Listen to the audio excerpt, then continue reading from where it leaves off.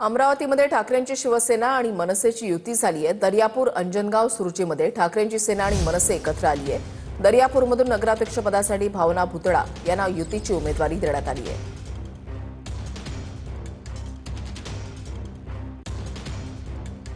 पक्ष म्हणून आम्ही निवडणूक लढवत आहोत असं खडसेंनी म्हटलेलं आहे। आगामी निवडणुकीमध्ये आमचा विजय निश्चित असं खडसेंनी म्हटलेलं आहे। मी संजय सावकारेंना आव्हान देण्यासाठी नाही आलोय। या ठिकाणी पक्ष म्हणून आम्ही उभं राहिलो आहे। संतोष चौधरी असेल, मी असेल, हे एका पक्षाचे आहे। पूर्वी आम्ही एका पक्षाचे नव्हतो।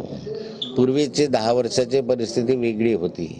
आत्ताची परिस्थिती राजकीय दृष्ट्या वेगळी आहे आणि त्यामुळे या ठिकाणी दोघं तिघं मिळून आम्ही या निवडणुका लढतोय। विदर्भात बहुतांश ठिकाणी भाजप स्वबळावर लढणार असं समीर मेघेंनी म्हटलंय। भाजप विकासाच्या मुद्द्यावर निवडणूक लढवणार असं समीर मेघेंनी म्हटलंय। भाजप नेते समीर मेघेंची ही प्रतिक्रिया आहे। खालची निवडणूक जी असते ती कार्यकर्त्यांची असते आणि कार्यकर्त्यांचं काय, त्यांचं एक तर नगरसेवक किंवा जिल्हा परिषद किंवा पंचायत समिती किंवा सरपंच किंवा ग्रामपंचायत सदस्य, खालच्या लेवलवर थोडं युती करणं थोडंसं कठीण असतं। वेगळ्या वेगळ्या ठिकाणी वेगळे मुद्दे असतात, वेगळ्या परिस्थिती असतात। म्हणून युती समजा नाही झाली तर हसी खेळामध्ये चांगल्या प्लेफुल वातावरणामध्ये काम प्रचार करतील, ते आपला प्रचार करतील, आम्ही आमचा प्रचार करतो आणि शेवटी सरकार आपलीच आहे। म्हणून मला असं वाटत नाही कोणाचं मन दुखेल म्हणून।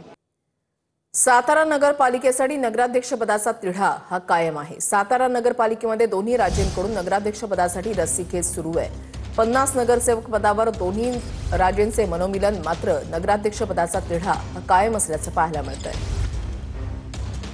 निवडणूक प्रक्रियेच्या अनुषंगाने सातारा शहरामध्ये जी नगरपालिका मध्ये जे दोन्ही राज्यांचं मनोमिलन झालेलं आहे, याबाबत एक महत्त्वपूर्ण अपडेट आहे। ती म्हणजे नगरपालिकेचा नगराध्यक्षपदाचा तिढा आहे तो अजूनही कायम असल्याचं पाहायला मिळत आहे। खरं तर आजचा दिवस जो आहे तो शेवटचा दिवस अर्ज भरण्याचा प्रक्रियेचा आहे, मात्र अजूनही नगरपालिकेच्या नगराध्यक्षपद आणि मनोमिलन फॅक्टरमध्ये कोणाकोणाला किती अर्ज जाणार याबाबतचा दोन्ही राज्यांचा तिढा कायम असल्याचं एकूणच पाहायला मिळत आहे।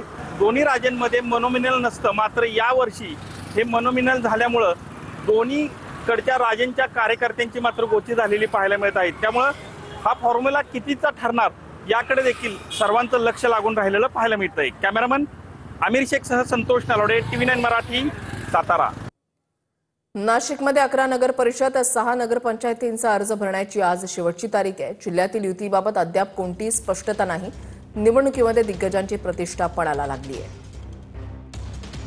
नाशिक जिल्ह्यातील 11 नगर परिषद आणि 6 नगरपंचायतीच्या निवडणुकांसाठी उमेदवारी अर्ज भरण्याचा आजचा शेवटचा दिवस आहे।